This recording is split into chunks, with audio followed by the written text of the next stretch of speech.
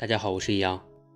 这期我们来分享一个泻热消肿、止痛利咽的穴位，叫做三间穴。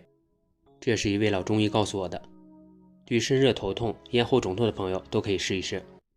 它的位置也非常好找，微握拳在食指桡侧第二掌指关节后凹陷处，即赤白肉际处。现在右手所指的位置有一个凸起的小骨头，这就是第二掌指关节。向后上方移动，就这里，这就是三间穴的所在定位，也正好是在赤白肉际处。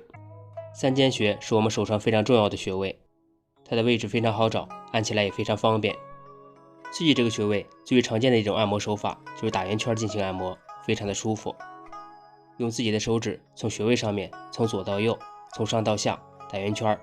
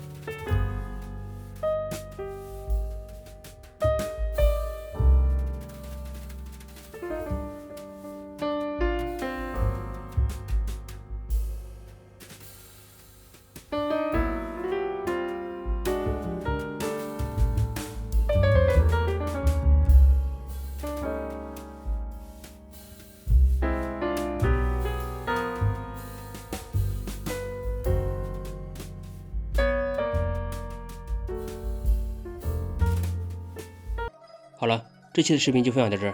有喜欢我视频的朋友可以关注我，我是易阳，咱们下期见。